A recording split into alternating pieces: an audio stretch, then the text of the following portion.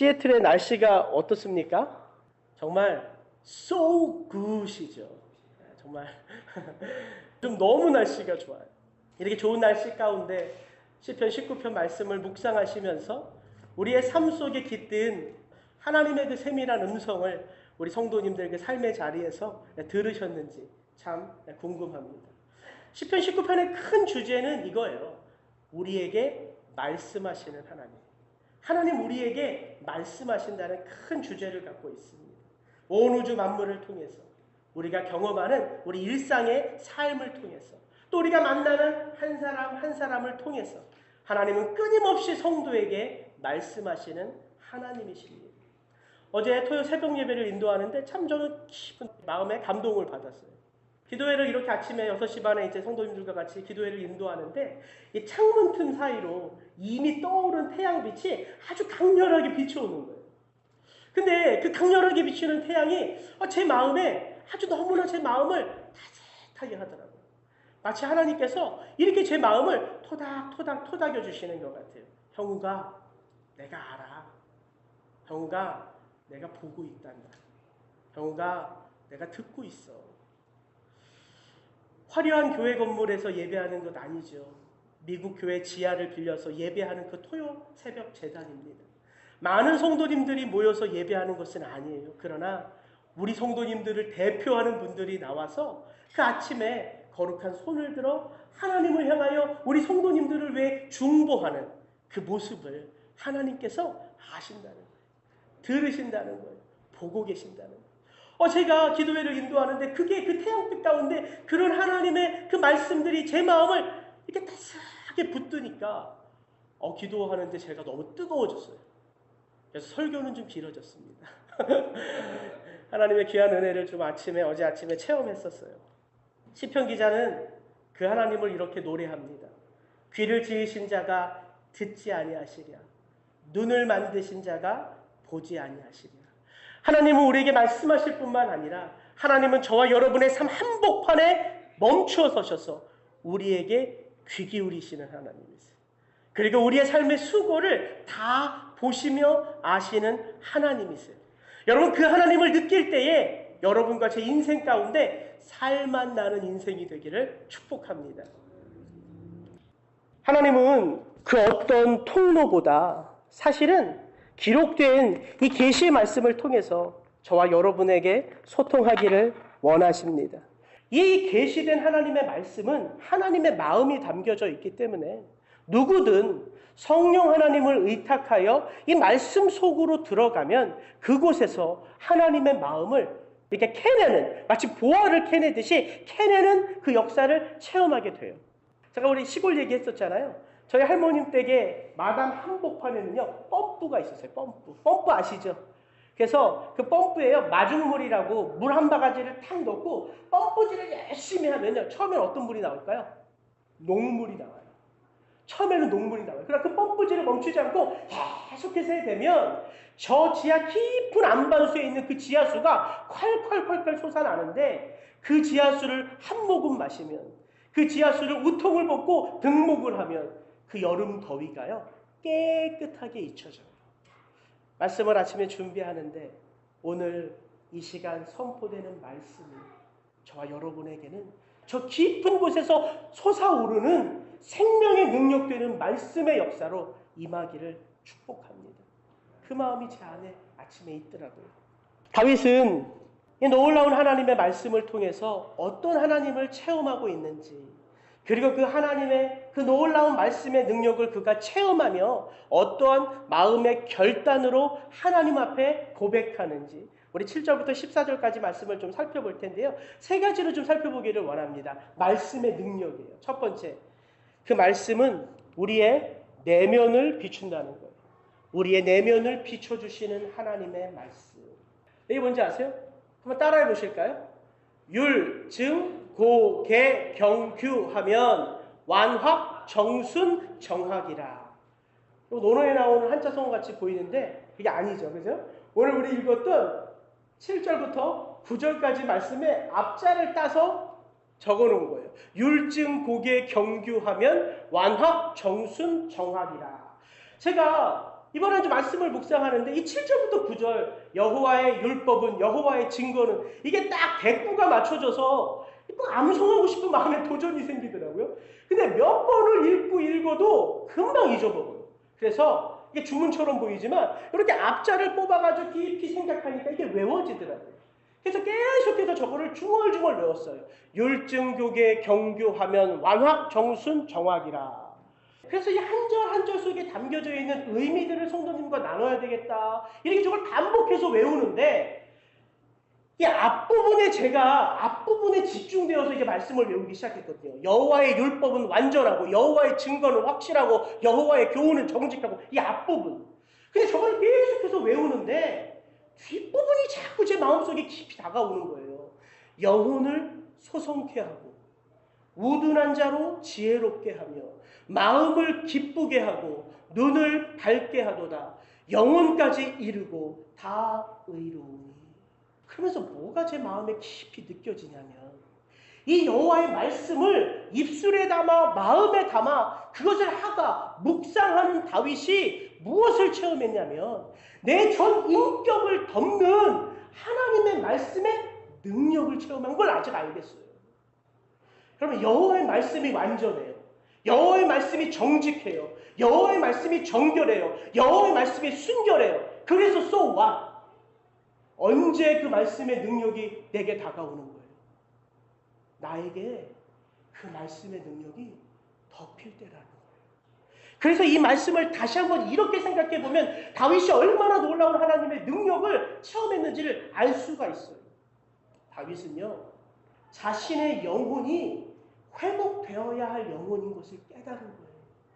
그래서 그 말씀이 나의 영혼을 하나님께로 돌이킨다, 소송케 한다는 것을 고백할 수 있었던 거예요. 다윗은요, 자기에게는 다른 선택을 할 수 있는 지혜가 없는 자기 자신이 우둔한 자인 것을 깨닫게 된 거예요. 다윗은요, 자신의 내면 깊은 곳에 기쁨과 감사가 아니라 슬픔과 괴로움이 차곡차곡 쌓여져 가고 있다는 것을 그 말씀 앞에서 깨닫게 된 거예요. 다윗은요, 선한 것을 보고 선한 것을 쫓는 밝은 눈이 아니라 어둠과 죄악 가운데 민감한 눈이 내게 있음을 깨닫게 된 거예요.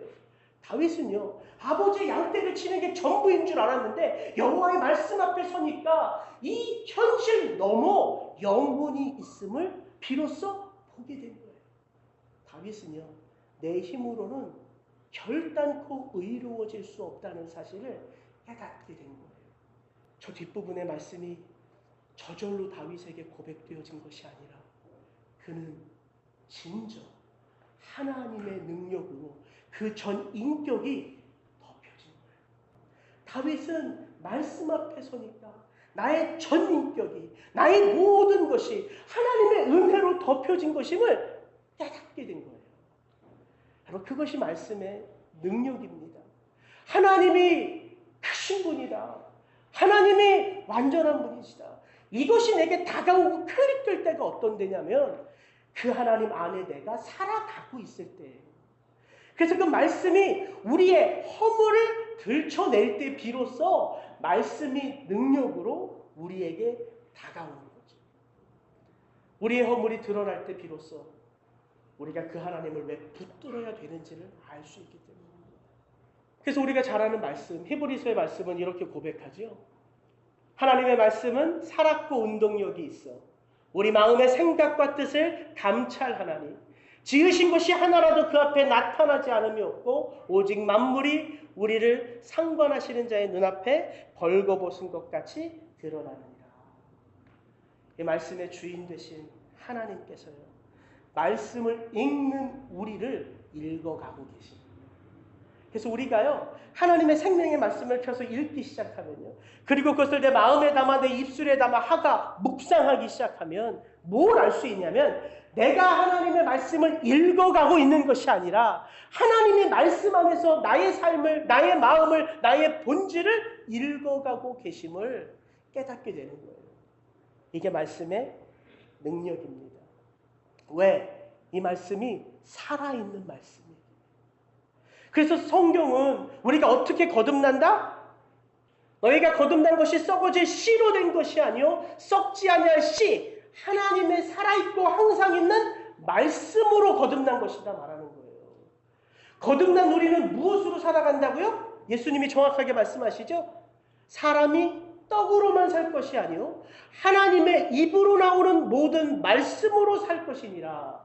근데 제가 이 말씀을 준비하는데 저 표현이요, 하나님의 입에서 나오는 말씀, 이 표현이 너무 새롭게 들려오는 거예요. 그냥 하나님이 기록하신 말씀, 하나님이 쓰라고 하신 말씀, 이게 아니라 하나님의 입에서 나오는 말씀이래요. 하나님의 입 보셨어요? 예수님이 고백하시는 거예요. 하나님의 입에서 나오는 그 살아있는 말씀으로 우리가 살아간다. 이 말씀에 능력을 체험했기 때문에 다윗이 고백하는 거예요. 금곧 많은 정금보다 더 사모할 것이며 꿀과 송이꿀보다 더 달도다. 다윗이 뭘 경험한 거예요? 나의 내면의 실체를 보니까 내가 진정 누구를 의지하고 누구를 붙들어야 하는지를 발견한 거예요. 누구? 말씀이신 하나님. 그래서 그 맛을 본 거예요. 그 말씀의 맛. 그 말씀의 능력의 맛. 그 말씀의 능력의 맛을 봐야지만 그 말씀이 읽혀지고 그 말씀으로 손이 가고 그 말씀으로 마음이 가고 그 말씀으로 발걸음이 옮겨지는 거예요. 말씀의 맛을 보셔야 돼요. 이게 쉽지 않아요. 성경을 읽는다고 해서 저절로 하나님의 음성이 들려오는 게 아니에요. 그래서 수고하고 애를 써야 하는 우리의 삶의 모습이 담겨져 있어야 되는 거예요. 제가 말씀을 준비하다가 이제 잘 해석이 안 되는 건 자주자주 이제 선임 부목사님이 그 사무실에 계실 때는 노크를 하고 들어가요. 그래서 막 궁금한 거 물어보기도 하고 막 그러거든요. 한 번은 이제 말씀을 준비하다가 막히는 게 있어서 이제 선임 목사님이 불이 켜져 있는 거예요. 그래서 이제 노크를 할까 하는데 무슨 안에서 혼자 계시는 건 분명한데 중얼중얼 소리가 나요. 노크를 하고 문을 확 열었어요. 그랬더니 뭘 하고 계시냐면 조그만 녹음기를 손에 이렇게 들고서 뭐를 막 읽는 거예요. 그러면서 녹음기를 탁 끄시더니 이 목사 때문에 다시 녹음해야 돼. 목사님 뭐 하세요? 성경을 자기의 입술로 녹음하고 계십니다. 그리고 오고 가는 길목에서 운동하실 때 그것을 듣는 거예요. 여러분 60이 넘은 평생을 하나님의 말씀과 씨름하는 60이 넘은 목사님이요. 그 하나님의 말씀을 녹음해서 내 목소리로. 왜냐면 남이 들려주는 게 잘 안 들린대요. 그래서 자기 목소리로 녹음하면 그게 잘 들린다는 거예요. 그래서 그것을 녹음하고 있어요. 제 멘토님이신 조정민 목사님이요. 지금 한국에서 베이직 교회를 하시는데요. 매일매일 3장부터 5장씩 말씀을 녹음을 하셔서요. 그것을 페이스북에 올려요. 성도님들 들으시라고. 이제 나이 70이 가까이 되신 노 목사님이에요. 그분들이 왜 그렇게 할까요? 말씀의 맛을 봤기 때문이에요. 왜 우리가 말씀으로 우리의 마음이 달려가지 않을까요? 아직 우리가 그 말씀의 맛을 온전하게 체험하지 못했기 때문이에요. 그래서 우리 성도님들에게 다시 한번 권면합니다. 내 마음을 담아서 그 말씀을 읽어가는 거예요. 그래서 이렇게 읽으셨으면 좋겠더라고요. 내가 누구인지를 이 말씀 앞에서 하나님 앞에 고백하는 거예요. 하나님, 리사운드 교회를 섬기고 제가 시키는 건 아니지만 부흥시켜야 할 책임이 있는 이 젊은 이용욱 목사가 이제 말씀을 읽습니다. 이렇게 고백하는 거예요. 성령 하나님께. 그리고 말씀을 읽기 시작하는 거예요. 기도할 때마다 하나님, 이번 한 주 제가 시편 19편 7절부터 14절 말씀을 가지고 우리 성도님들 앞에 말씀의 단에 섭니다. 오늘 이 말씀을 읽는데 하나님 어떤 깨달음을 저에게 허락하실지 하나님 제가 궁금해요. 이렇게 고백하면서 그 말씀 속으로 들어가요. 기계적으로 그 말씀을 읽는 게 아니라 그 말씀에 내 마음을, 지금 내 삶을, 나의 모습을 담아내는 거예요. 그 말씀 속에서 하나님의 음성을 듣기 위하여. 그런 마음이 좀 우리 성도님들에게 있기를 축복합니다. 두 번째, 우리의 삶을 인도하는 말씀의 능력이에요. 다윗이요, 이 놀라운 하나님의 말씀의 능력을 그의 전 인격으로 받았어요. 그래서 말씀의 능력이 그의 전 인격을 덮었어요.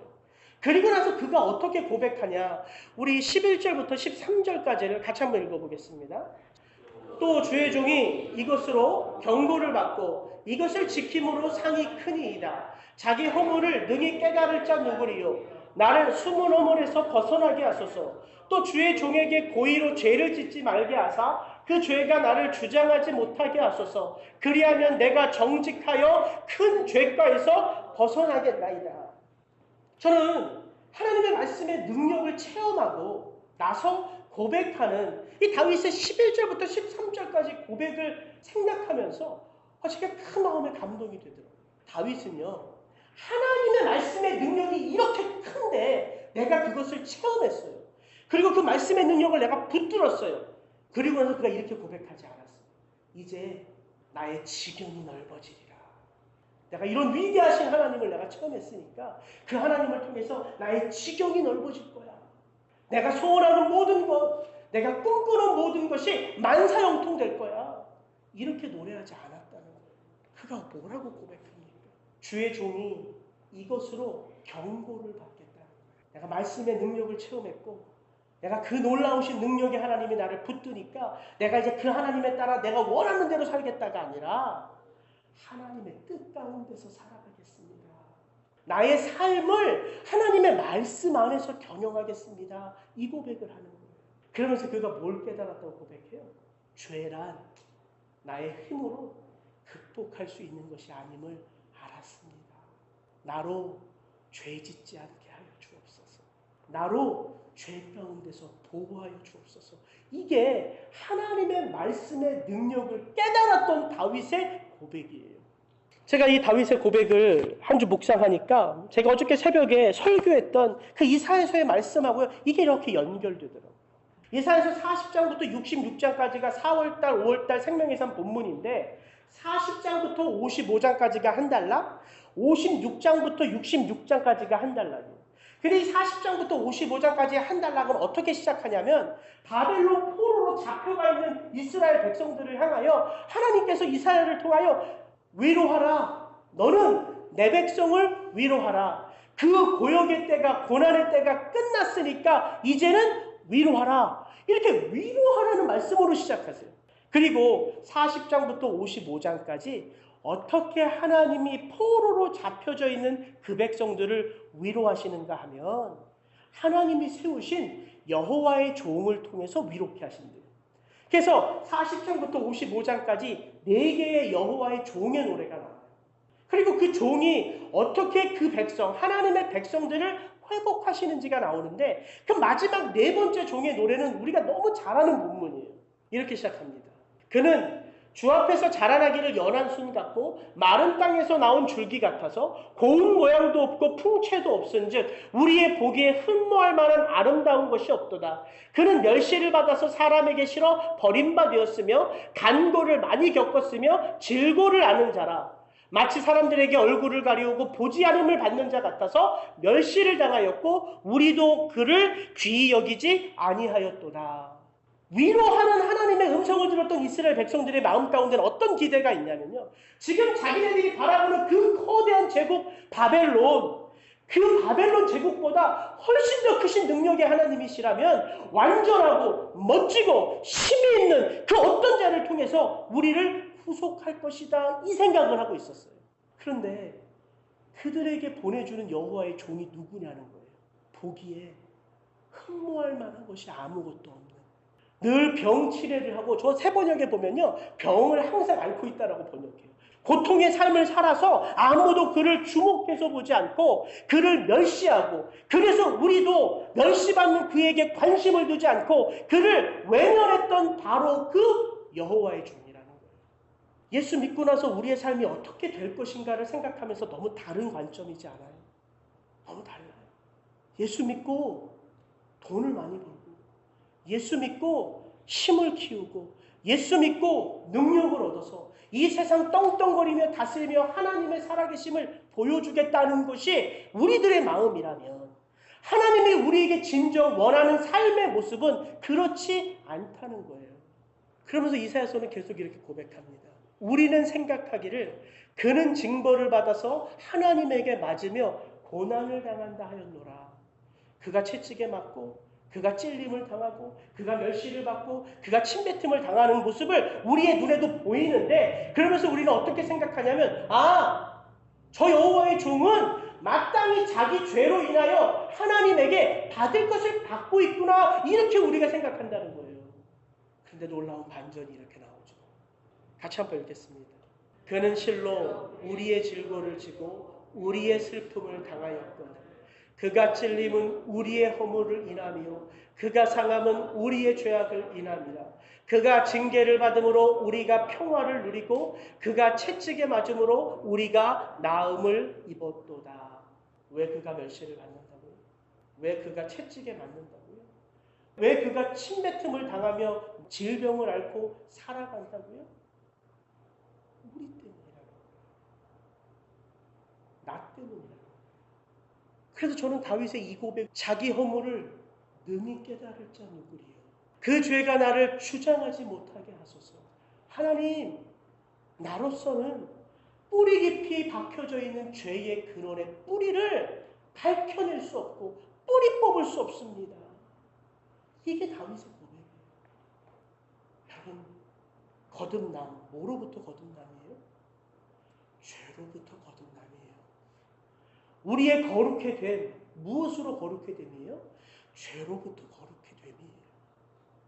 왜 하나님이 우리를 구원하셨다고요? 우리를 죄 가운데 이기게 하기 위해서요. 우리의 힘으로는 싸울 수 없는 그 죄 가운데 있는 우리들이 하나님의 능력 안에서 그 보혈의 피로 우리의 삶을 이끌어내시기 위하여 십자가를 우리에게 주셨다는 거예요. 그래서 그 저주의 십자가가 하나님의 능력이에요. 그 저주의 십자가 속에 하나님의 사랑이 담겨져 있음을 감히 우리가 어떻게 헤아릴 수 있겠어요? 그 하나님의 예수 그리스도를 죽이시는 그 죽음 속에 부활과 능력이 담겨져 있음을 우리가 어떻게 헤아릴 수 있겠냐고요. 그래서 우리가 똑똑해서 구원받는 게 아니에요. 우리가 깨달아서 구원받는 게 아니에요. 우리가 돌이켜 잘 살아서 구원받는 게 아니에요. 그분의 전적인 은혜입니다. 그러면서 하나님은 아주 낯선 말씀을 하나 이사야서 55장을 마무리하면서 담아놓으셨어요. 같이 한번 읽겠습니다. 여호와의 말씀에 내 생각은 너희 생각과 다르며 내 길은 너희 길과 달라서 하늘이 땅보다 높음같이 내 길은 너희 길보다 높으며 내 생각은 너희 생각보다 높으니라. 우리의 삶을 인도하시는 하나님의 생각, 우리의 삶을 인도하시는 하나님의 그 걸음은 다르다는 거예요. 우리의 생각과 다르고 우리의 길과 다르고. 근데 어떻게 다르냐? 우리의 생각보다 그분의 생각이 높다라고 말해요. 우리가 걸어가고 싶은 그 길보다 그분의 길은 높다라고 얘기해요. 그래서 우리 성도님들에게 제가 이 말씀 드리고 싶어요.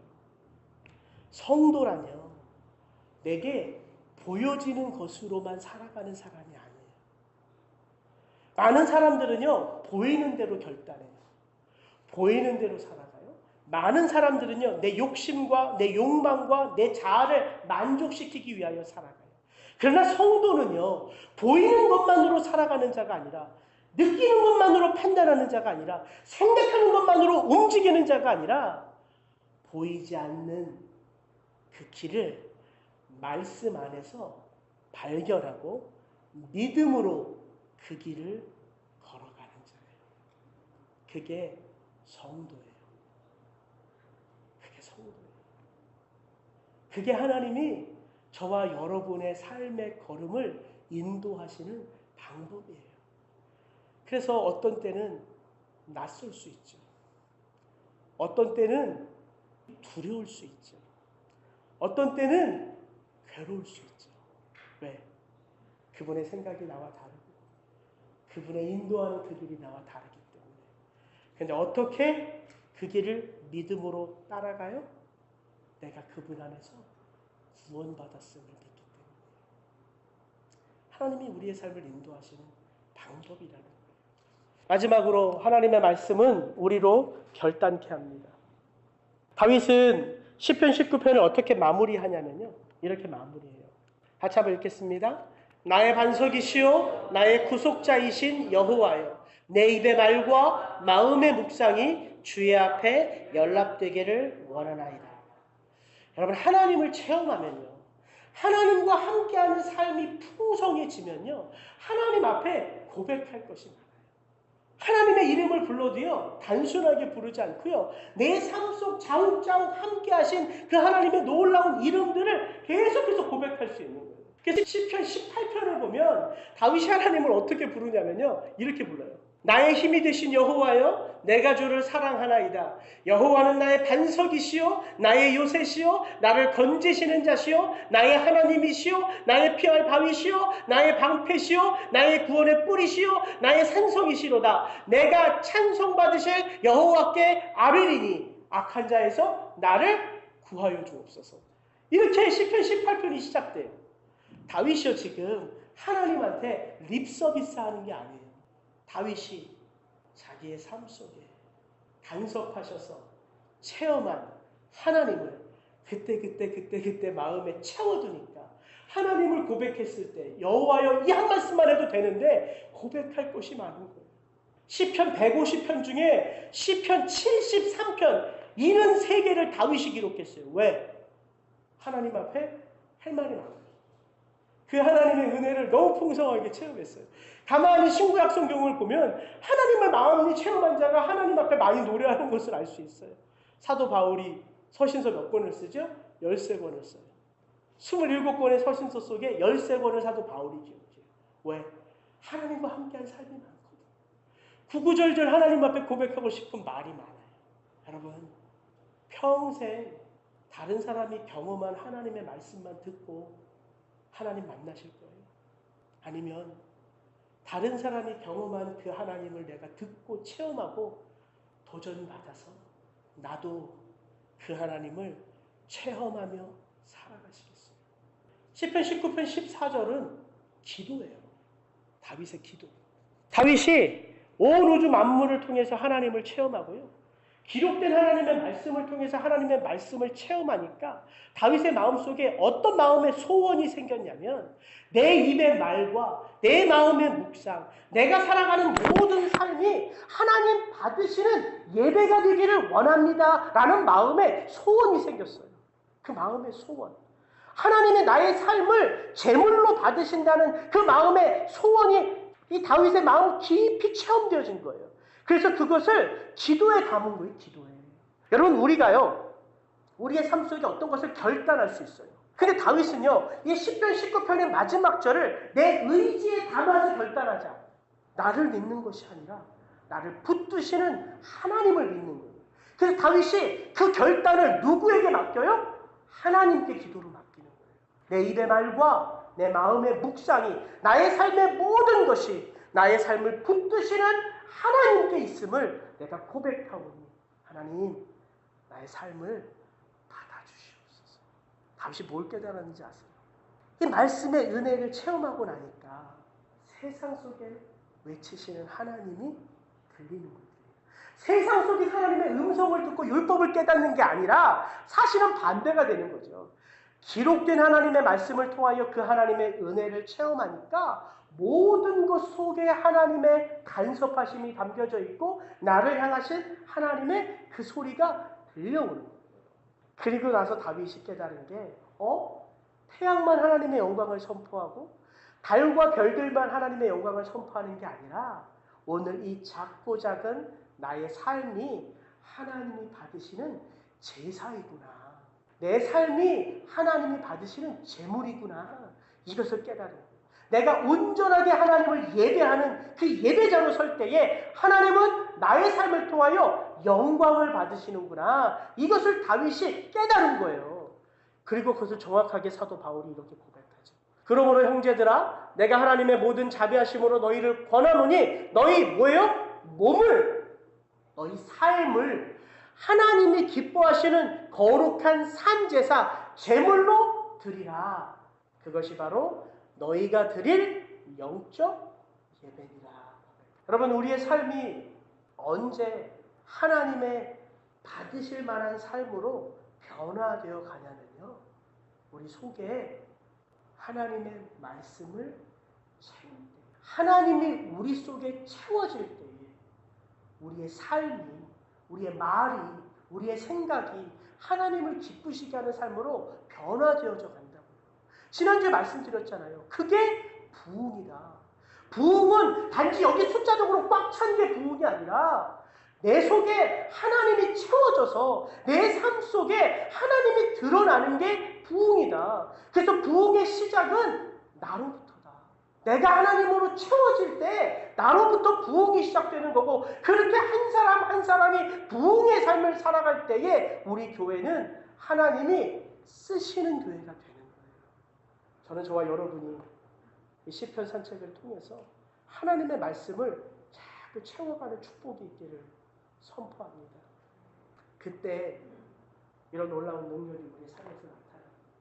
같이 한번 읽고 기도하고 마치겠습니다. 그리스도의 말씀이 너희 속에 풍성히 거하여 모든 지혜로 피차 가르치며 권면하고 시와 찬미와 신령한 노래를 부르며 마음의 감사함으로 하나님을 찬양하고 또 무엇을 하든지 말이나 일에나 다 주 예수의 이름으로 하고 그를 힘입어 하나님 아버지께 감사하라. 무엇이 우리 속에 풍성히 거할 때예요?